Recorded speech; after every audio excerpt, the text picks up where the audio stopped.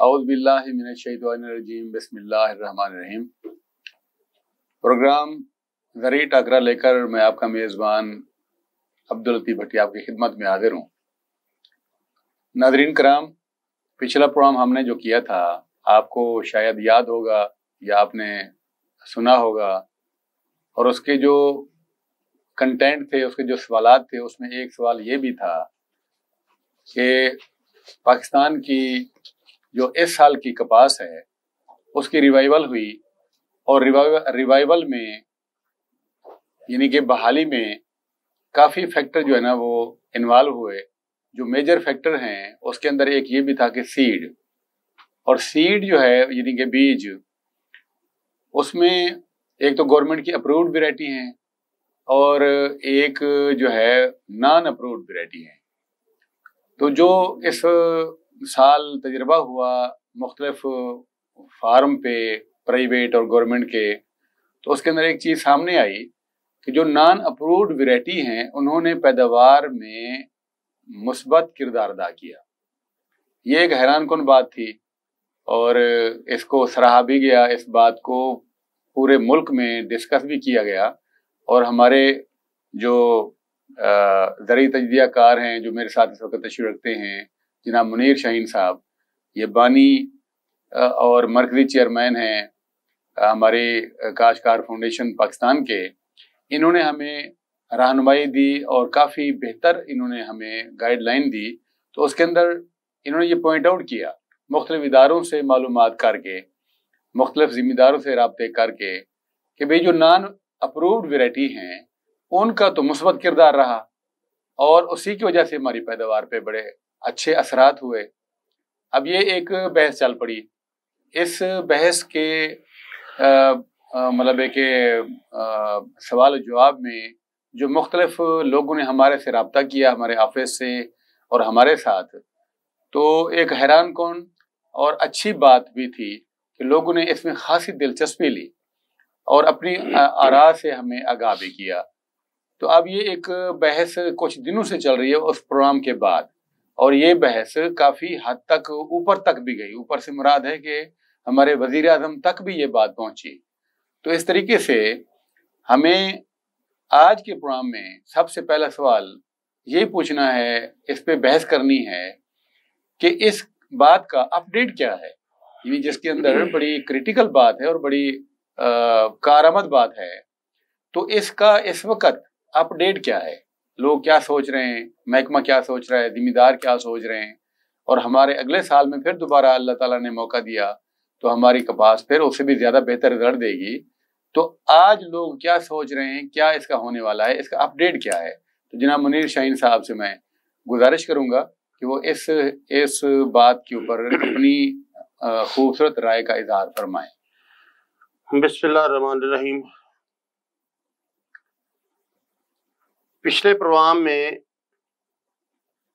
ہم نے اپنے فارمر کو اور اپنے پروگرام دیکھنے والوں کو یہ بتایا تھا کہ کاٹن کی بحالی میں جہاں آئی پی ایم کا رول اس سال رہا ہے، وہاں یہ بھی سامنے آیا ہے کہ نان اپرووڈ ورائٹیوں نے بھی بڑا کام دکھایا ہے کاٹن کی بحالی میں۔ جی، تو سارے ادارے بھی اس بات پہ حیران ہوئے، فارمر بھی حیران ہوئے، اور یہ پاکستان میں ایک نئی ڈسکشن شروع ہو گئی کہ اپرووڈ ورائٹیوں کے ذریعے تو کوئی فصل بحال ہو سکتی ہے، یہ نان اپرووڈ ورائٹیاں اتنی افیکٹو کیسے ہو گئیں جبکہ انہیں گورنمنٹ کے اداروں نے اپروو ہی نہیں کیا۔ جی، تو ہم نے پچھلے پروگرام میں ایک بات کہی تھی اور ایک سیڈ کا ورائٹی کا حوالہ بھی دیا تھا۔ ہم اسی بات کو تھوڑا سا آگے لے کے چلتے ہیں تاکہ وہ ہمارے جو کسان دوست ہیں یا جو ہمارے ایگریکلچر سے ریلیٹڈ سرکاری و غیر سرکاری دوست ہیں وہ سن لیں کہ پچھلے پروگرام میں ہم نے کہا تھا کہ جو ہمارا قومی ادارہ ہے فوڈ سیکورٹی، اس نے ٹیکسٹائل مل مالکان کی جو آرگنائزیشن ہے اپٹما، اس کو ایک لیٹر لکھا اور اس سے پوچھا کہ پاکستان کے آدھے سے زیادہ حصے میں SS32 ورائٹی کاٹن کی کاشت ہو رہی ہے، آپ اپنی رائے دیں کہ اگر تو یہ ورائٹی آپ کے معیار پر پورا اترتی ہے تو ہم اسے اپروول کی طرف لے کے جائیں، جو پچھلے کئی سالوں سے اپروول نہیں ہو سکی، ہمارے ادارے اسے ریجیکٹ کرتے آ رہے ہیں جی۔ تو اگر یہ آپ کے سٹینڈرڈ پہ پورا نہیں اترتی تو اسے ہم سختی سے بین کریں تاکہ کسان اسے کاشت نہ کریں۔ بالکل ٹھیک۔ تو اس پہ جی اپٹما نے اپنی رائے تحریری طور پہ فوڈ سیکورٹی کو بھجوا دی ہے۔ ٹھیک ہے۔ SS32 سیڈ کے حوالے سے جو اس کی اپنی رائے ہے، اس میں وہ یہ لکھتے ہیں کہ جی ہم نے مختلف فارمر سے اور مختلف ذرائع سے ہم نے SS32 سیڈ کو کلیکٹ کیا، اس کو مختلف لیبارٹریوں میں بھجوایا، اور جو اس کا انالیسز آیا، جو انالیسز رپورٹ آئی، وہ ہمارے اپٹما کے معیار کے عین مطابق ہے۔ ٹھیک ٹھیک۔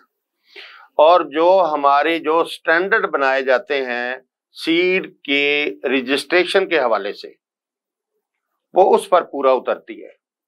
یہ اپٹما نے تحریری طور پہ لکھ کر کاٹن کمشنر کو سینڈ کر دیا ہے۔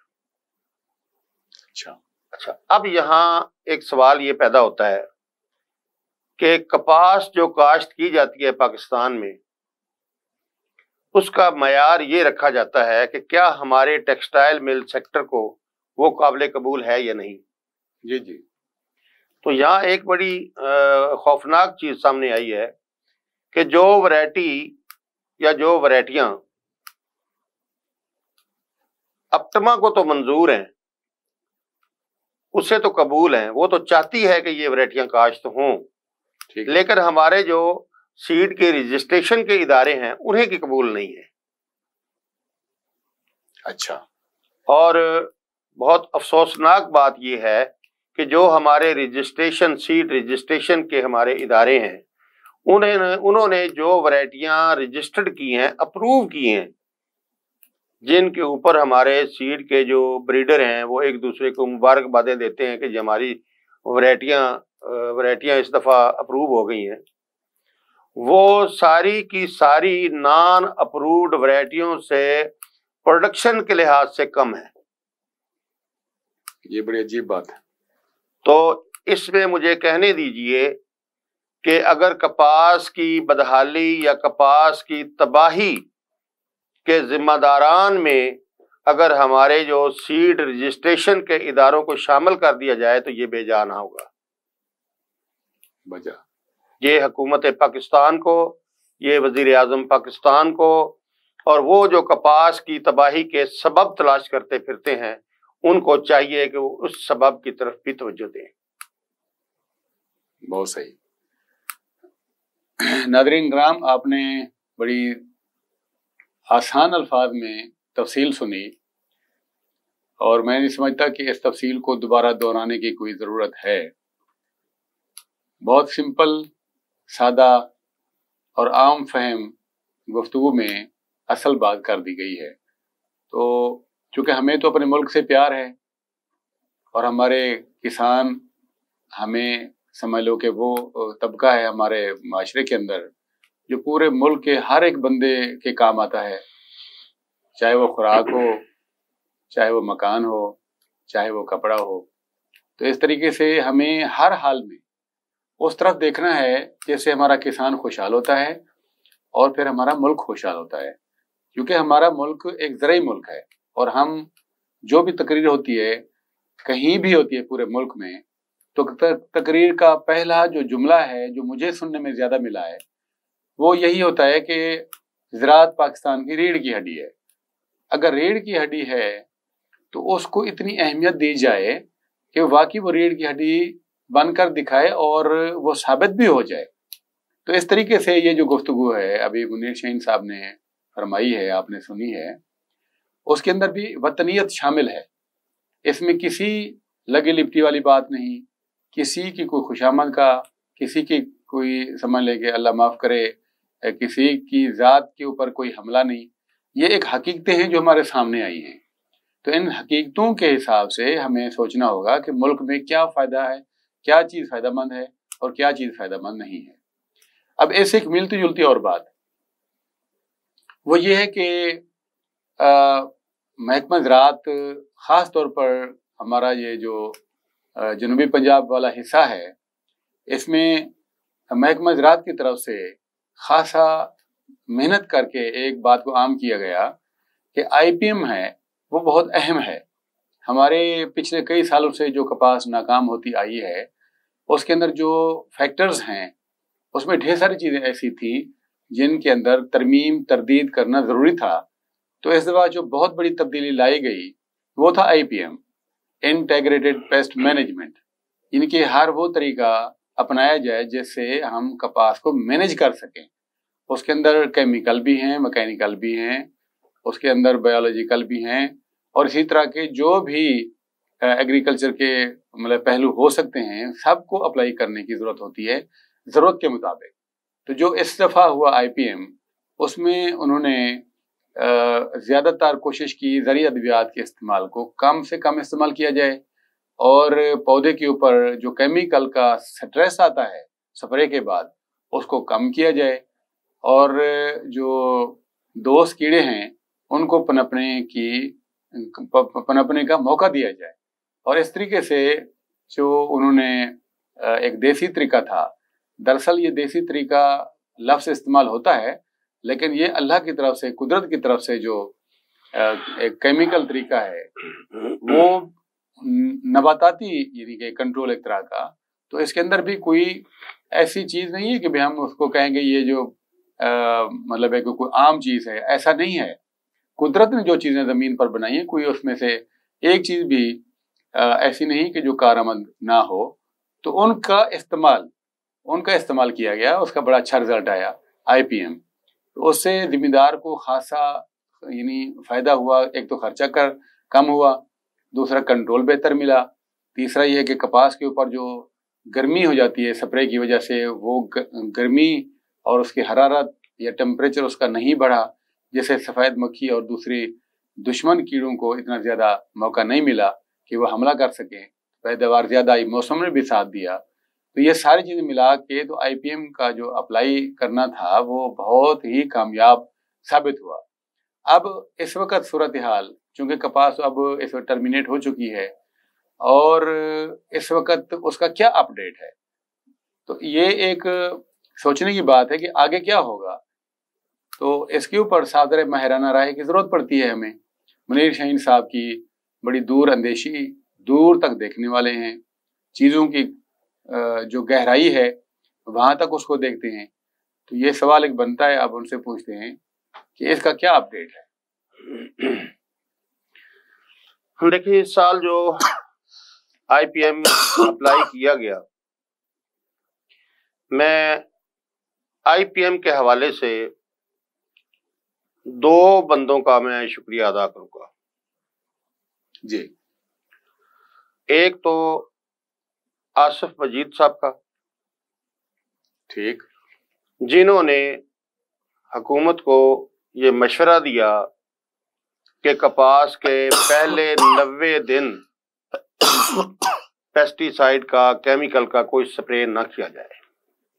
ٹھیک ہے. میں یہ آئی پی ایم کی جو امپلیمنٹیشن ہے یہ اس کا آغاز اسی بات سے ہوا، اور 90 دن ان کے کہنے کے مطابق 90 دن سپرے کو، کیمیکل سپرے کو روک دیا گیا. اور میں دوسرا شکریہ ادا کروں گا اپنے سیکرٹری ایگریکلچر ساؤتھ جناب ثاقب علی عتیل صاحب کا کہ انہوں نے آصف مجید صاحب کی رائے کو عملی جامہ پہنایا اور 90 دن تک کپاس کے اوپر کسی قسم کے سپرے کو ہر ممکن حد تک کنٹرول کرنے کی کوشش کی. ٹھیک ہے. تو اس کے اثرات اتنے اچھے مرتب ہوئے کہ جس کا نتیجہ آپ کے سامنے ہے کہ کپاس ہماری بحالی کی طرف چل پڑی.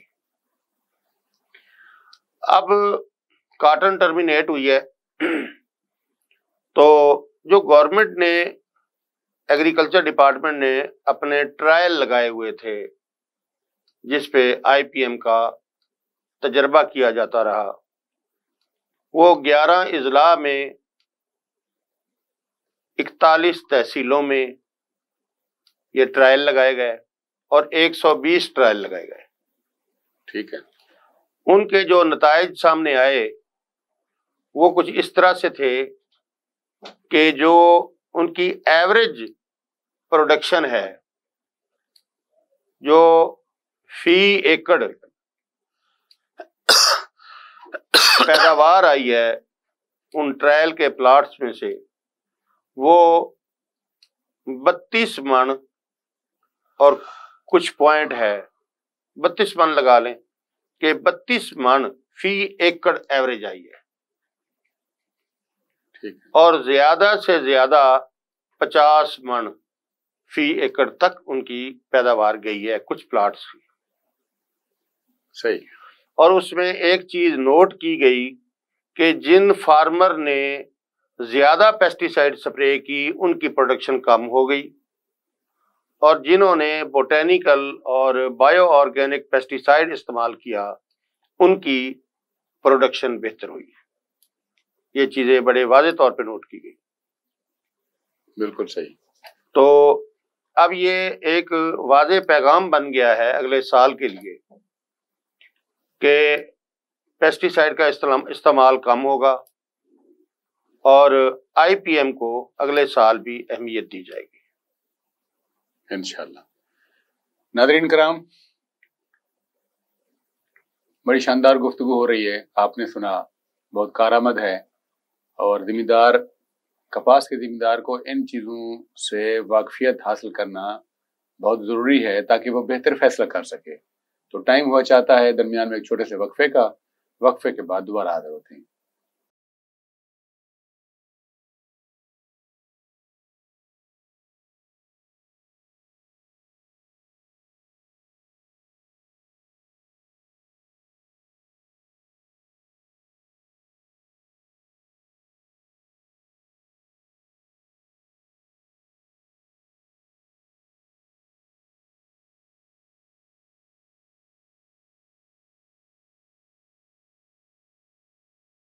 ویلکم بیک ناظرین. پروگرام ذریعہ ٹاکرا جاری ہے جس میں میں آپ کا میزبان عبداللطیف بھٹی اور میرے ساتھ میزبان ہیں ذریعہ ماہر جناب منیر شاہین صاحب. ان کی گفتگو آپ نے سنی بھی ہے اور کچھ معلومات اور بھی ہم ان سے لینا چاہیں گے جو اہم ترین ہے اس وقت کے لحاظ سے. تو ایک تو یہ ہے کہ پیسٹی سائیڈ اور فرٹیلائزر یہ دو انتہائی اہم ان پٹ ہیں. کافی ان پٹ اور بھی ہیں تو یہ بھی انتہائی اہم ہیں.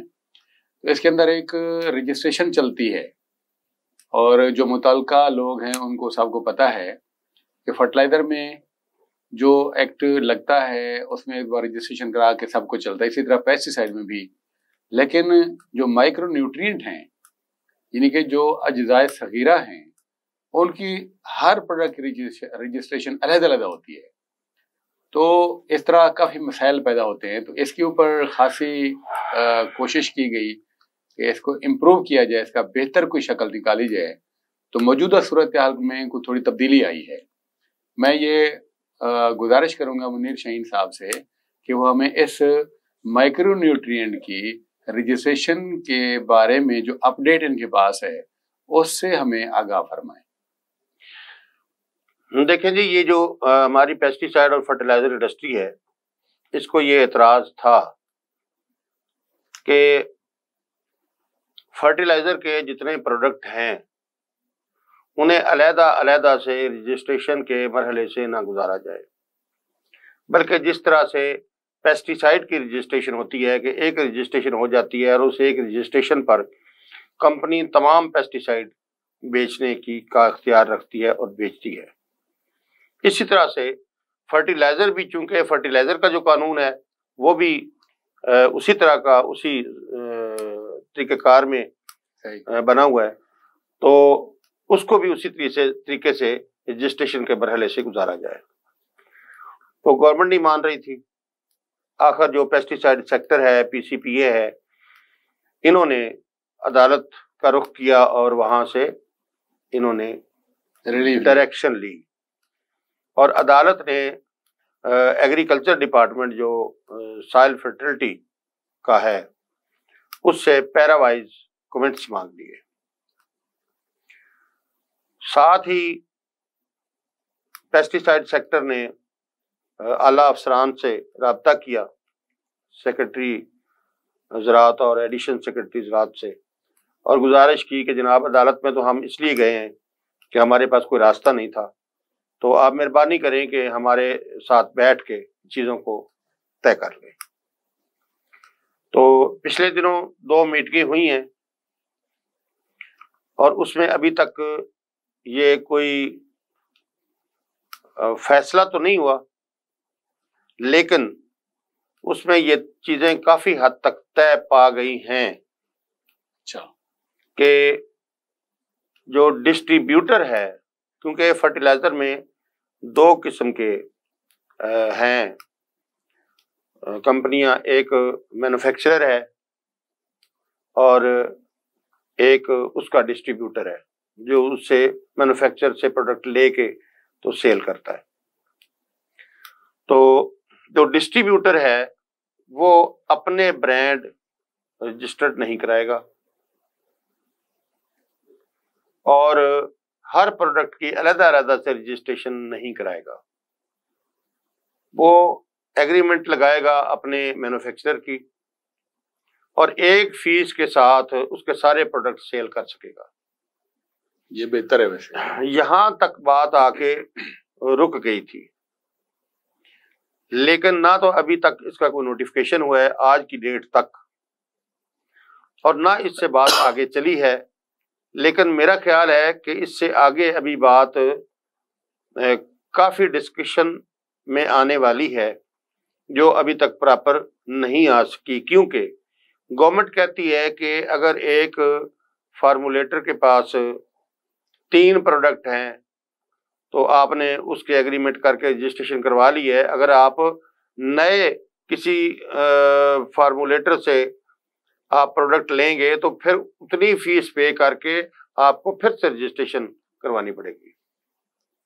تو جتنے آپ فارمولیٹر ملاؤ گے، جتنے سے پروڈکٹ لے گے، اتنی فیسیں پے کرو گے، اور اتنی تو یہ ڈسٹریبیوٹر کے لیے ناممکن ہے، اور ڈسٹریبیوٹر اس پہ اعتراض کر رہا ہے۔ اچھا، یہاں تک یعنی بات؟ ہاں جی، تو یہ ابھی معاملات ڈسکشن میں الجھے ہوئے ہیں، تو انڈسٹری بھی زور دے رہی ہے، ڈپارٹمنٹ بھی دیکھ رہا ہے کس طریقے سے انڈسٹری کو چلایا جائے، تو یہاں تک تو چیزیں ہیں، فیسیں اس کی بڑھ رہی ہیں، کیونکہ اگر ایک کمپنی آپ دیکھیں کہ ایک کمپنی کے 10 پروڈکٹ ہیں، تو 10 میں 5-5 ہزار ڈسٹریبیوٹر 5-5 ہزار روپے جمع کرواتا تھا، مینوفیکچر 10-10 ہزار روپے جمع کرواتا تھا، تو اس کے اگر 15 پروڈکٹ ہیں یا 20 پروڈکٹ ہیں، 2 لاکھ روپے تو اس نے جمع کروا دیا، صحیح ہے، اور لاکھ روپے ڈسٹریبیوٹر نے جمع کروا دیا۔ تو گورنمنٹ سوچ رہی ہے کہ اس ساری اماؤنٹ کو اکٹھا کر لیا جائے اور ایک اماؤنٹ بنا لی جائے، 50,000 روپیہ یا لاکھ یا جو بھی طے پائے گی، صحیح ہے، کہ جی اتنی اکٹھی فیس لے کے ڈسٹریبیوٹر کو ایک لائسنس دے دیا جائے۔ بالکل ٹھیک۔ یا مینوفیکچرر کی فیس جو ہے ایک پروڈکٹ کی وہ زیادہ رکھ کر اس میں یہ بھی چیزیں ڈسکس ہو رہی ہیں کہ اگر جو رجسٹریشن ہوگی مینوفیکچرر کی، وہ پہلے سال جو ہے وہ 3 سال کے لیے رجسٹریشن ہوگی اور اگلے سال 5 سال کے لیے ہوگی۔ یہ تو ایک اچھا فیصلہ ہے کہ اگر کوئی بندہ رجسٹریشن کرواتا ہے تو چلو وہ 3 سال 5 سال سکون سے بزنس تو کر سکے گا۔ بالکل صحیح۔ ناظرین، اتنی اہم یہ بات تھی اس کی اہمیت تو میرا خیال ہے کہ جو ڈسٹریبیوٹر ہیں اور مینوفیکچرر ہیں ان کو زیادہ پتہ ہے، کیونکہ وہ اس کام میں انوالو ہے اور یہ قانون بھی انہی کے لیے بنایا گیا ہے. تو اس طرح ذمہ دار تک تو چیزیں پہنچتی رہتی ہیں، لیکن اس کے پیچھے جو گورنمنٹ کے قوانین ہیں ان کا لاگو ہونا اور ان کے اوپر عمل کرنا، یہ ایک بڑا خاصا مشکل مرحلہ ہوتا ہے. اس کے اندر ڈھیر ساری چیزیں رک جاتی ہیں، فائلیں رک گئیں، کام رک گیا، سیزن ہوتا ہے تھوڑا، کیونکہ زراعت ٹائم کے ساتھ ہے اور ٹائم تھوڑا سا آگے نکل جائے تو جو لاکھ کی چیز ہوتی ہے وہ 5,000 کی نہیں بچتی. اس طریقے سے اس کا فوراً اور بہتر اور آسان حل نکالنا ضروری ہے. اس پر کام جاری ہے اور اللہ کرے گا انشاءاللہ اس کے بہتر نتائج ہوں گے. آخری سوال جو انتہائی اہم ہے، میں سمجھتا ہوں اس وقت کی ایک برننگ کویسچن جو ہے، اس کے اوپر بھی میں بہتر سمجھ رہا ہوں کہ منیر شاہین صاحب کی رائے لی جائے کہ ڈی اے پی اس وقت خاصی مہنگی ہو گئی. اچھا کتنا ریٹ ہوا وہ آپ سب کے سامنے ہے. اب اتنی زیادہ ریٹ کے بعد اگر کوئی بندہ 1 بوری یا 2 بوری ڈالتا ہے تو اس کا بہت بہت بڑا خرچہ ہے. تو کیا ذمہ دار جب اس ڈی اے پی کو خرید کر کے استعمال کرے گا تو اس کی جو فائنینشیل پاور ہے وہ ڈیفینیٹلی متاثر ہوگی. تو اس پہ کیا مطلب ملکی پیداوار پہ بھی اثر پڑ سکتا ہے، کم ہو سکتی ہے یا برابر رہے گی، یا ذمہ دار زیادہ مطمئن ہو کے اللہ کی ذات پہ یقین کر کے زیادہ خرچہ کر کے زیادہ پیداوار لینے کے حق میں سوچتا رہے گا، یا اس کو کچھ اور بھی مطلب خطرات لاحق ہو سکتے ہیں اور ملکی پیداوار کہاں جا کے ہو سکتی ہے. یہ ایک چھوٹے چھوٹے سوالات ہیں. منیر شاہین صاحب سے اس بارے میں کوئی رائے لیتے ہیں. بٹی صاحب، جو فرٹیلائزر کا مہنگا ہونا ہے نا، یہ پاکستان کی جو معیشت ہے یہ اس پہ اثر انداز ہو رہا ہے. اس وقت جو ڈی اے پی کا ریٹ ہے وہ 8,200 سم تھنگ ہے، اسی رینج میں ہے، اور یہ کسی طور بھی فارمر کی قوت خرید میں نہیں ہے. بجا یہ تو مطلب اچھا بڑا فارمر ہے تو بھی، چھوٹا فارمر ہے تو وہ تو بالکل بھی اس پوزیشن میں نہیں ہے کہ وہ ڈی اے پی کو خریدے. دوسرے نمبر پہ جو ہمارے اسٹاکسٹ ہیں انہوں نے ویسے ڈی اے پی کو شارٹ کر دیا ہے. تو 2 دن پہلے سے ہماری جو گورنمنٹ ہے جنوبی پنجاب کی، یہ خصوصاً ایکٹیو ہوئی ہے. میٹنگ تھی ہمارے ڈی سی او ملتان کی ایگریکلچر کے حوالے سے، تو اس میں ہمارے سیکٹری ایگریکلچر ساؤتھ بھی موجود تھے، جنہوں نے بڑا وہاں پاورفل وہاں طریقے سے دباؤ ڈالا کہ جناب آپ اپنی ٹیم کو، اپنے مجسٹریٹوں کو کہو، کیونکہ وہ پرائس کو کنٹرول کرنے کی اتھارٹی رکھتے ہیں، تو انہیں کہیں کہ وہ جو سٹاک میں پڑی ہوئی ہے کھاد اسے باہر نکالیں، اور جو بھی اقدامات کرنے پڑتے ہیں وہ کریں اور فارمر کو ڈی اے پی اور دوسری کھادیں میسر کروائیں. تو اس پر فرق یہ پڑا کہ یہ کل سے چھاپے شروع ہو گئے ہیں گوداموں پہ، اور جو ڈی اے پی اور یوریا پڑی ہوئی تھی لوگوں کی کروڑوں روپے کی، وہ باہر آنی شروع ہو گئی ہے. یہ ایک پازیٹیو خبر ہے. صحیح. دوسری بات یہ ہے کہ جو فارمر کا نفع یا نقصان ہے، تو یہ طے ہے کہ کھاد کی کمی کی وجہ سے، یا کھاد جو فارمر مہنگائی کی وجہ سے یا مہنگے ہونے کی وجہ سے گندم کو نہیں دے پا رہا، اس سے میرے اندازے کے مطابق اس سال جو گندم کی ایوریج ہے وہ 10 سے 15% کم آئے گی. کھاد دستیاب نہ ہونے کی وجہ سے کپاس کی پیداوار 10 سے 15% کم آنے کی توقع ہے. صحیح. اس میں جو فارمر ہے اس کو تو زیادہ نقصان اس لیے نہیں ہوگا کہ اگر وہ 10 سے 15% اپنی پیداوار پوری کرتا ہے تو اسے مہنگی کھاد استعمال کرنا ہوگی.